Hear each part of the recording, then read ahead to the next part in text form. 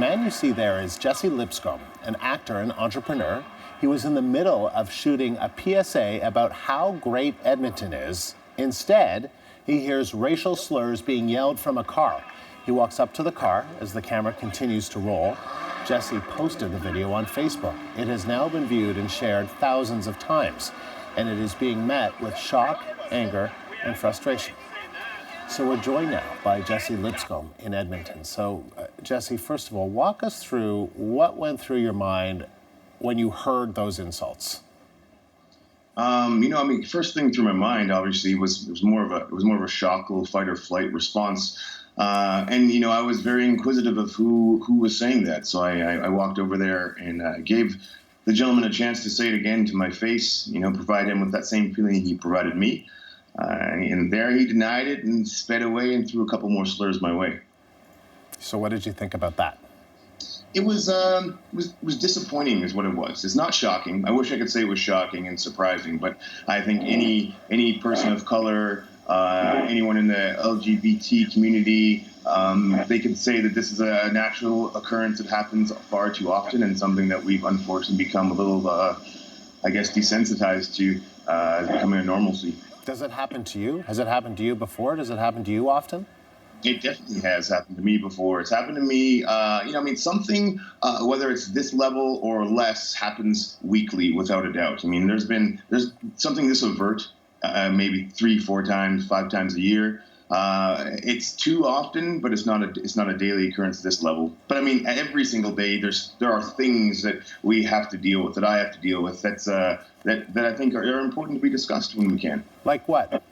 The daily occurrences have a lot more to do with, people telling you on a day-to-day basis either how not racist they are, or telling you all about their black friend, or really trying to let you know about the stereotypes that are so extra black they want you to relate with them. Maybe the lowest common denominator when you're the only black guy in a room. And oftentimes I know people's hearts are in the right places for sure, but sometimes it's racially exhausting. So let me just ask you a little bit more about this incident. So you're in the middle of shooting a PSA talking about how great a place downtown Edmonton is to live, and you're in between takes, and then this happens? Come on, there's a tragic irony to that, isn't there?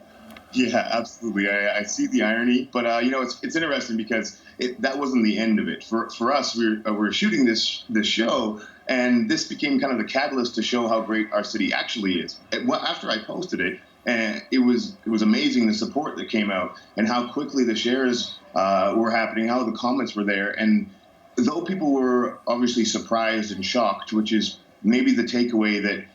For me, the biggest lesson learned is how many people were shocked about the incident. They did rally behind it and really wanted to be there to help in any way they could.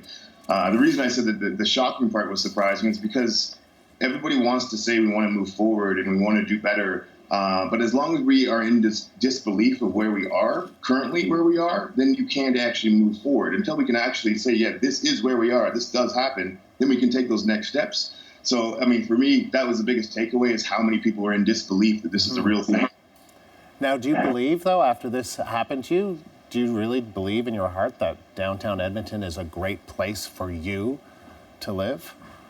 Yeah, absolutely. Downtown Edmonton has done a lot for me. It's done a lot for my family. We live just on the outskirts of it. The city is great. The city's changing. I'm a big fan of what's happening. It's awesome construction, except for, of course, parking. But yeah, downtown's great. Downtown's great. A couple of bad apples does not spoil a great city or a great place, not at all. However, you did say to me earlier, that these kind of moments, some of them not as bad as what you experienced, but they do happen to you on a daily basis you have to deal with. And then you hear from Edmonton's police chief, who says the city is not racist. Do you agree with the chief? That's interesting. The city is not racist. Yeah, I think that's fair to say, because it's not fair to blanket an entire city because you have a number of prejudiced and racist people who live there. But the city is not without racist events, and the city is not without prejudice, and the city is not without the need to change and to be better. But the city is a great city. I choose to live here. I don't have to live here. I think it's one of the greatest places where we can start to make a change and make a difference. And I want to kind of be on board with that. I'd rather not run to find that spot as opposed to, be a part of making it. When you were approaching that car, Did they seem a little surprised and shocked that you were coming right up to them and wanting them to sort of discuss more about what they were saying to you? Yeah, I mean, absolutely. I guess I threw caution to the wind at that moment. I wasn't actually thinking about it. That was pure fight or flight. I went up there, and for sure their look was one of surprise. They weren't expecting it, as I wasn't expecting it. And the initial reaction was denial that they didn't say that didn't happen. And then moments later they got back into their regular racist groove and tossed a couple more up before they left. Definitely surprised. And that's interesting because maybe at first they didn't know that there was a camera, but they certainly did as your camera operator was following you and approaching the car, right? So this is the kind of thing that is being captured more and more on camera. What do you want people to take away from you posted this online? What do you want people to take away from this?